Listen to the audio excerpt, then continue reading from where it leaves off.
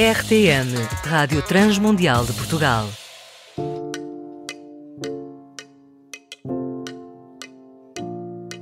Quem é que disse que Nárnia tinha acabado? Aliás, Nárnia não tem fim, isso nós já sabemos. Só que hoje nós trazemos um tema que tem dado um nó na cabeça de muitos leitores, deixando alguns indignados e outros até mesmo temerosos. Então hoje nós vamos falar sobre o final da Susan em Nárnia. Mas será que podemos dizer mesmo que ela teve um final? Bom, já é do conhecimento de todos que eu não gosto nada de ficar a conversar sozinha e por isso é que a Gabi está connosco novamente. Ela que é bióloga e atualmente é professora de biologia e ainda produz conteúdo para a sua página de Instagram e podcast Falei com Amor. E eu sou a Ana Margarida e começa agora mais um Entre Linhas.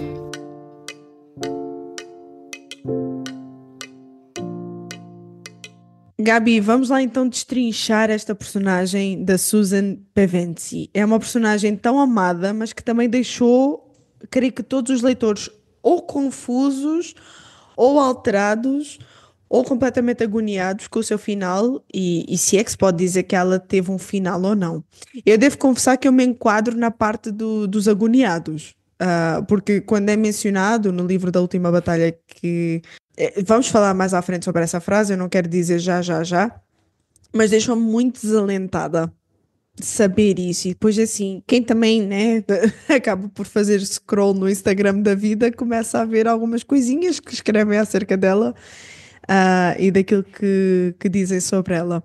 Mas afinal, qual é que é então esta frase do livro que deixa todos os leitores em alerta com o final ou não da Susan?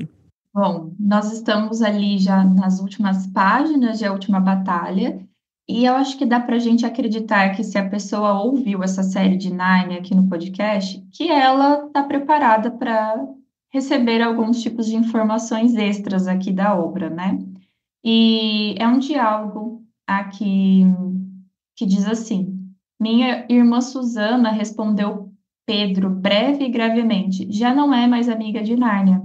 É verdade, completou Eustáquio, e cada vez que se tenta conversar com ela sobre Nárnia ou fazer qualquer coisa que se refira a Nárnia, ela diz: mas que memória extraordinária vocês têm! Continuam no mundo da fantasia, pensando nessas brincadeiras tolas que a gente fazia quando era criança. Essa Susana, disse Gil, agora só pensa em lingeries, maquiagens e compromissos sociais. Aliás, ela sempre foi louquinha para ser gente grande. E aí a Lady Polly, né, ela complementa dizendo, gente grande, pois sim, gostaria que ela crescendo de verdade quando na escola, né, sempre tentava ficar então no mundo dos adultos. Então, ao que parece, a informação que os personagens passam é que a Susana passou a sua adolescência tentando ser adulta e depois, quando foi adulta, por fim, como se ela tivesse atingido um grande objetivo, né? Esse fim de livro, eu sei separar muito bem, assim, entre gostar da obra e não gostar do que aconteceu, por exemplo, né? Então, eu percebo que é uma história com um final triste e feliz ao mesmo tempo, que é um final um pouco frustrante, porque eu acredito que se nós fôssemos escritores de As Crônicas de Nárnia, nós não teríamos escrito um acidente no trem, mas eu acredito que é um final muito necessário. Eu achei um final bom, apesar de ser um final triste barra feliz, né? Então, essa é a grande frase que abre para tantas discussões, que a minha irmã Susana já não é mais amiga de Nárnia. E lá está. Estavas a falar desse acidente que acontece, onde todos os personagens, então, na última batalha nós vemos isso, eles tiveram um fim trágico, encontram-se com o rei Tyrion e é aí que se dá todo o diálogo, porque ele fica encucado, diz assim, espera lá, mas se eu ouvi bem acerca das crónicas, está a faltar alguém. E ele então menciona a Rainha Susan, que estava a faltar a Rainha Susan. Como é que foi para ti então ler a resposta? Porque já sabemos então qual foi a resposta que deram, mas como é que foi para ti ler a resposta que o Peter dá? Porque ele é o primeiro que joga a bomba. E que impressões é que te causou quando tu leste isso? Eu li, eu tinha um outro olhar que hoje eu não tenho. Então, quando eu li a primeira vez, eu fiquei assim, Ao mesmo tempo, eu achei que fez muito sentido, porque quando nós acompanhamos o histórico da Susan, nós vemos que em diversas vezes ela foi a primeira a desacreditar, a que não colocou fé em determinadas coisas. Ela teve uma chatice da vez em um dos livros, então, assim, eu achei que o final dela foi muito coerente para a personagem que C.S. Lewis construiu. Por exemplo, seria de se admirar que C.S. Lewis tivesse feito isso com Lúcia. Seria um choque e seria totalmente incoerente. Mas quando nós vemos esse final para Susana, para pensar que faz sentido. Então, na época, eu fiquei assim, poxa, né? É muito triste, mas fez muito sentido. Só que hoje, com as novas teorias, né, que nós duas, inclusive, temos conversado, eu percebo que existe uma camada mais profunda do que nós, leitores, conseguimos acompanhar uma primeira vez lendo Narnia. Então, eu acredito, eu não sei, você já assistiu o Shrek, com certeza, o ogro, em que ele fala que os ogros têm camadas, como uma cebola. Então, os livros têm camadas. Naquela forma bem simpática de responder ao burro. Então, os livros têm camadas. Então, a gente está chegando em camadas mais profundas, que C.S. Lewis talvez ele tenha tentado dar outra lição naquele momento ali, né? Eu não sei, a gente vai conversar, acho que daqui a pouco, mas é importante a gente pensar que eles estão falando no presente. Então, assim, no presente, todos estavam juntos, porque todos estavam no trem, e eles chegaram, então, na Terra das Sombras, na morte, digamos assim. E que naquele momento, Susan não estava junto, mas isso não quer dizer que ela não estaria. É que naquele momento, no momento daquela resposta, Susan não estava. Mas e se passasse um tempo e ela pudesse estar? Então, esse final não existe essa explicação final, por exemplo. E é curioso, é muito curioso, porque quando se começa a ler que ela agora só se interessa por lingerie, as tais coisas de adulta, né? É curioso porque a J.K. Rowling, que era uma leitora assídua das crónicas, aliás, ela inspirou-se também muito naquilo que escreveu, né, nos seus próprios livros por causa da influência que Lewis tinha sobre a escrita dela.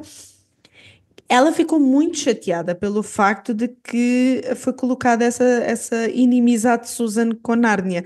Só que na mentalidade da autora era porque Susan tinha se tornado tão adulta que ela tinha descoberto o que era sexo.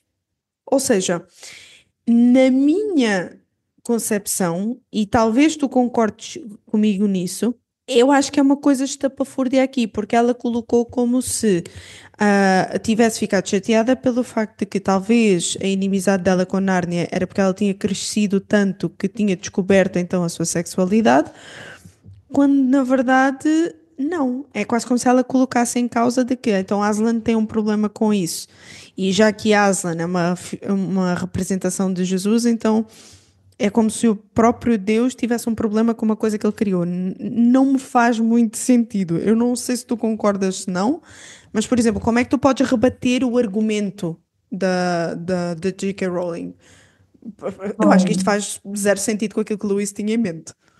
faz zero sentido. A gente precisa lembrar que Narnia é uma história infantil, é uma fantasia infanto-juvenil. Quando você pergunta para uma criança, por exemplo, o que é coisa de mulher? O que que uma menina, uma criancinha vai falar? Ela vai falar de maquiagem, ela vai falar de usar lingeries, mas não lingeries, a gente não está falando daquela lingerie sensual, de sensualidade. Vamos falar então da descoberta da mulher adulta. O que que é então para uma criança uma mulher adulta? Quem sabe seja o marco de você poder usar um sutiã, entende? Às vezes, C.S. Lewis, é que talvez a J.K. Rowling tenha lido Narnia e assim que ela leu lingerie escrito, ela tenha pensado naquela coisa sensual e não como algo que uma mulher adulta usa. O ideal é que crianças não usem maquiagem. O ideal é que crianças não usem lingerie. E quando você pergunta, então, para uma menina criança, ela vai falar que coisa de mulher adulta, talvez sejam seus esmaltes, talvez sejam suas lingeries. Aqui, C.S. Lewis só tentou mostrar, então, que boa parte da infância de Susan, ela estava preocupada com coisas de mulher adulta. Quem sabe ela olhava e queria ser adulta e ela passou a juventude tentando ser adulta. Quando ela chegou nesse marco da adultice, entre aspas, então ela se preocupou mais com isso, mas isso não está implícito, isso não está escrito, que é a sexualidade em si. Tanto que não está escrito porque vamos falar das obras de As Crônicas de Nárnia no cinema. Rola um romance entre ela e Caspian.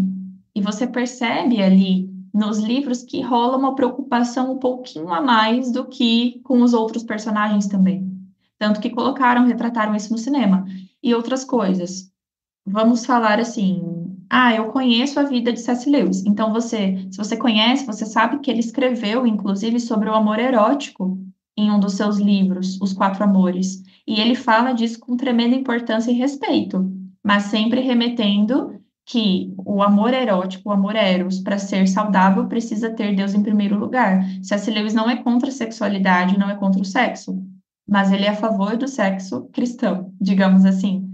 Só que nós precisamos lembrar que a Susan é conhecida por sua beleza, tanto que é retratado ali no filme do Peregrino da Alvorada, que a Lúcia se olha no espelho e ela desejava ter a beleza de Susana, porque Susana era bonita e ainda assim era amiga de Nárnia.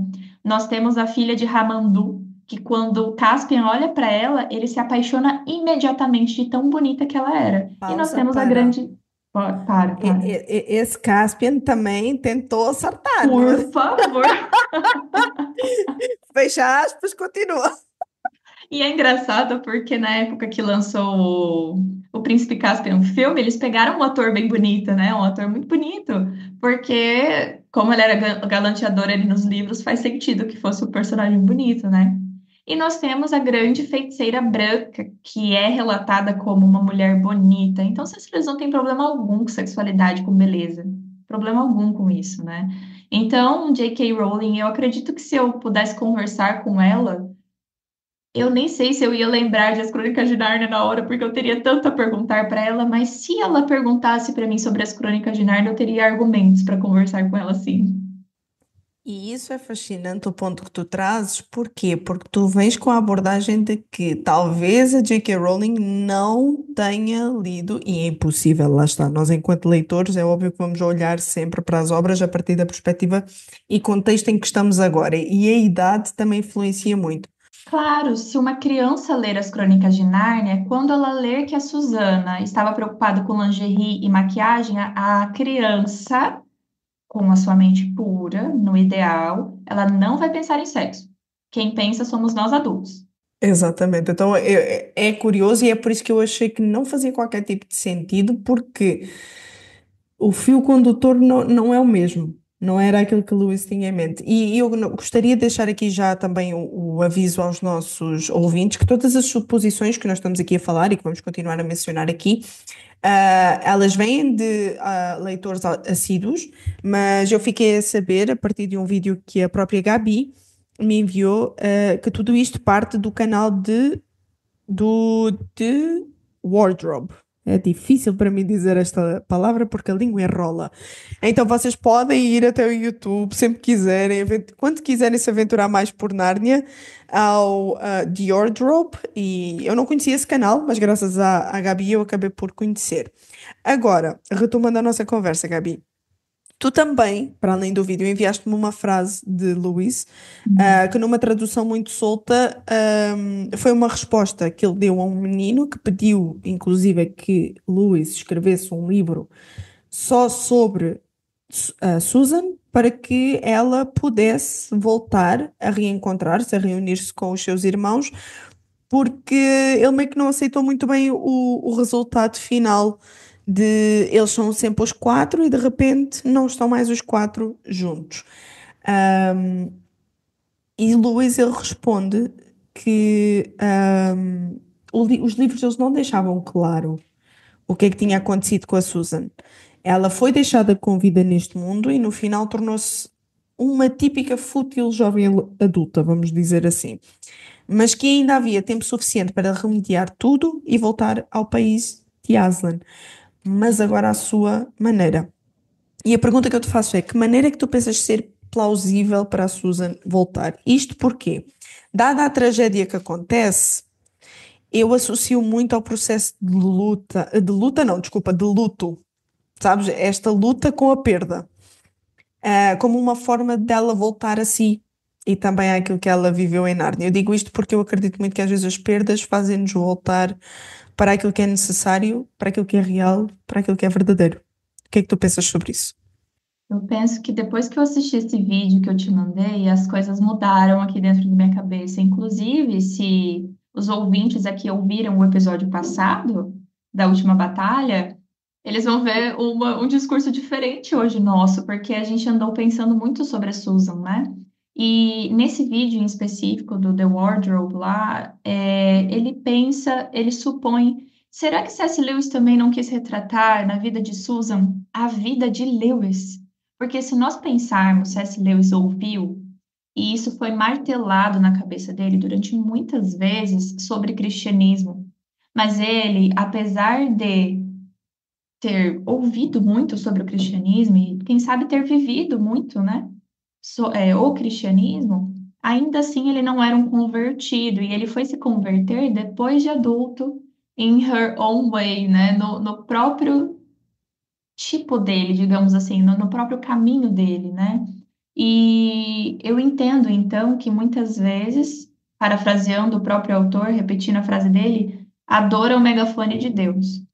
C.S. Lewis passou por tanto luto na vida dele, e ele tem o livro Anatomia de um Luto que fala sobre isso, que a dor berrou para ele de que ele estava no caminho errado. E agora vamos pensar então, a Susan perdeu seus pais, a Susan perdeu seus irmãos, a Susan perdeu seus melhores amigos, e agora ela seria uma, digamos, uma adulta com as suas futilidades, mas sozinha. Será que esse não seria o caminho então para ela retornar para Narnia? Porque em 1958, então, C.S. Lewis recebeu essa carta de uma fã pedindo um livro sobre a Susan. E ele disse agora que talvez, perhaps, né, talvez ela encontre o caminho para o país de Aslan no final, no próprio caminho dela. Eu acho isso muito legal, porque nós viemos então de todas as obras, e em cada obra Aslan tem uma conversa privada com os personagens. Cada um tem um caminho específico. Eustáquio teve um caminho específico. A... Eu sempre esqueço o nome dela, Aravis, né? A Aravis teve uma conversa específica, então agora é a vez da Susan encontrar o caminho de volta para Aslan no próprio caminho dela, no próprio diálogo dela. Nenhuma experiência ao mesmo tempo que nenhuma experiência individual, toda experiência é individual. Então, ela vai ter que ter uma experiência individual com Aslan, e a história fecha com uma pitada de esperança, quem sabe. Hoje, Susan não está conosco, mas será que ela poderia estar futuramente? Isso fica em aberto. Mas tenhamos esperança, então, né? E por isso é que esse vídeo me tirou do espectro de agonia para a esperança, porque eu dei por mim a acabar de ver aquele vídeo a chorar completamente. Tanto que eu te mandei mensagem a comentar isso. Mas agora falemos a verdade. Tu achas que o grande problema então da Susan sempre foi a incredulidade? Porque tu falavas sempre daqueles desvios que ela tinha. Tanto que eu lembro-me que num episódio tu mencionaste o facto de que no Leão, a Feiticeira e o Guarda-Roupa se pode ver, principalmente no filme, fica muito bem retratado isso, que ela tinha as flechas e o arco e a flecha e ela erra. Tu achas que o problema da Susan sempre foi a incredulidade? Já que a gente Ela, rebateu que não é feminilidade, não é nada de sexualidade, não é nada disso, o que é que tu pensas? eu acho que essa cena é no Príncipe Caspian, né? No momento da batalha, se eu não me engano. Que tá ela e a Lúcia brincando ali de arco e flecha, e ela erra e a Lúcia acerta, alguma coisa assim. Mas enfim, né? O que importa é que ela Ou erra o sou eu que já alvo, estou né? toda misturada também? Embaralhando todas as crônicas. Completamente. Eu acredito que talvez incredulidade, mas talvez a conversão verdadeira. Porque é o seguinte, nós lemos ali em Tiago que vocês acreditam em Deus? Muito bem, até os demônios creem e tremem. Porque não é incredulidade. Acreditar em Deus é diferente de obedecer a Deus. Os demônios acreditam em Deus. Susan acreditava em Aslan, ela viu Aslan. mas ela não viveu Aslan. Será que então a melhor palavra, eu não acredito que seja a melhor palavra, mas é a que vem na minha mente quando eu penso na Susan. Incoerência? Talvez tomar o nome de Aslan em vão? Falar que vive por Aslan, mas não vive por Aslan? Porque se fosse fácil não tomar o nome de Aslan em vão, não seria mandamento para que você não fizesse. E tomar o nome em vão é eu falar, não, eu acredito em Aslan, mas você olha para a vida da pessoa e ela não acredita de fato. Então eu acredito que o problema da Susan pode ser incoerência, desobediência, mas não incredulidade, porque ela acreditava no que ela estava vivendo. Ela teve experiências concretas, ela viu, ela pegou, ela voltou. Foi mais de uma vez, mas eu acho que é a quebra daquele mandamento de falar e não viver. Eu estou em choque. É tudo o que eu consigo dizer. Eu estou em choque, porque eu fui levada a pensar, então se calhar o problema dela foi a incredulidade, porque é sempre aquela associação de que se nós falhamos o alvo, então nós não queremos, nós não temos fé. Afinal, não. Afinal, não pode ser essa incoerência. Porque a palavra não é acreditar, a palavra é obedecer, porque acreditar é muito fácil. É fácil a gente acreditar em Deus, é difícil a gente obedecer a Deus. Nossa, Porque completamente. acreditar, se a gente pensa nos termos bíblicos, Deus colocou o pedaço faltante em nosso coração, que é o pedaço dele. Então, nós buscamos a Deus, nós temos vontade, necessidade de Deus. Mas e Uhum. aí, quando nós encontramos a Deus, nós obedecemos a Ele? Nós vivemos de acordo com o que Ele pede?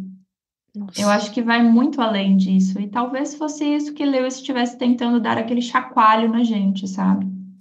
É que eu estou pensando muito nisso, porque vai envolver muito onde é que está a disposição do coração da pessoa, aquilo que ela realmente ama. Bem, isto abriu aqui um nó na minha cabeça. E por fim, por muito que me custe, eu estou a dar um corte gigante numa coisa que eu fiquei aqui a borbulhar agora no meu cérebro, mas também daquilo que eu vi a partir do vídeo que tu me mandaste, eu fui percebendo que será que o final da Susan é mesmo um final?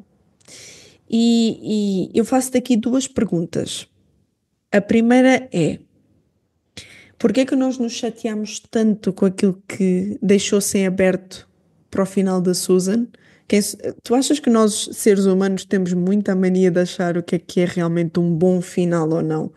Achas que nós temos essa presunção? Achas que nós somos aquele tipo de pessoas que, tão limitados e tão ignorantes, nós realmente sabemos o que é dar um bom final na história da vida de alguém?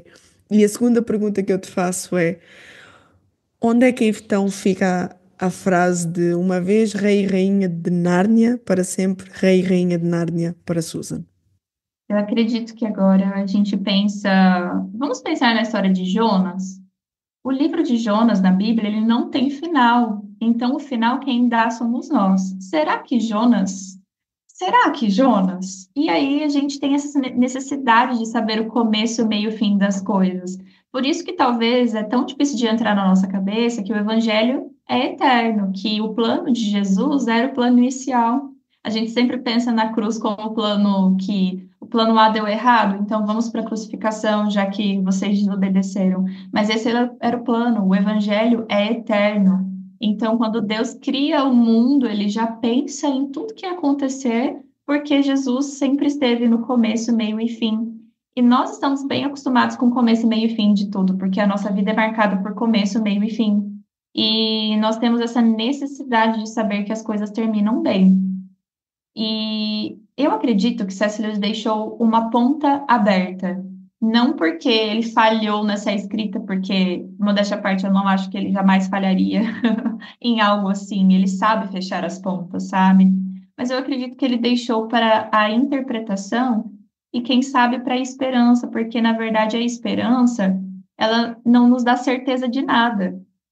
Nós não temos a certeza da esperança, nós esperamos, e é isso que é esperar. A esperança de esperar por alguma coisa que a gente acha que pode acontecer, mas que a gente não tem certeza. E isso é a fé nas coisas que nós não podemos ver. Então, eu realmente acredito que, hoje eu acredito que o final da Susan é feliz. Porque se nós pensarmos que naquele momento ela não estava, mas que ela pode estar, isso nos dá até um conforto de que se agora nós não estamos firmes em Deus, daqui a um minuto nós podemos estar. Porque a frase de uma vez rainha e rei em Nárnia, sempre será rainha e rei em Nárnia, garante que uma vez filhos de Deus, nós seremos sempre filhos de Deus. É só voltar, porque se a Susan pudesse, assim que a Susan quisesse voltar, ela teria liberdade para voltar. E aí nós mencionamos esse vídeo algumas vezes e tem pontas que deixaram que talvez Susan possa voltar. A trombeta dela está em Nárnia e qualquer um que tocar pode chamá-la de volta. Nós temos a entrada da oeste de Nárnia coberto de lírios e Susan significa Lily, que são lírios. Então eu acredito no retorno de Susan porque nós temos esperança. Lembrando que esperança não é certeza de nada, mas a fé é a esperança, é a certeza daquilo que nós não vemos. Então, a Susan, na verdade, pode ser a nossa história, que às vezes nós fomos bombardeados com o cristianismo ao longo da nossa vida, e ainda assim achamos que isso pode ser coisa de criança. Eu acredito, então, que nós podemos encontrar uma maneira, e repetindo C.S. Lewis, né, in her own way, na nossa própria maneira, porque o relacionamento com Deus, e agora puxando para Nárnia, nosso relacionamento com Aslan é individual. E eu tenho fé na Susan porque nós podemos ter fé em nós mesmos, mas porque essa certeza não vem de nós, da nossa constância, mas vem da certeza de que Jesus está nos esperando.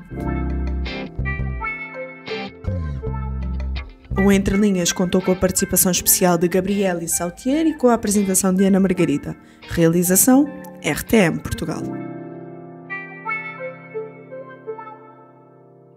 RTM. Conhece todos os nossos programas em rtmportugal.org. Uma produção da Rádio Transmundial de Portugal.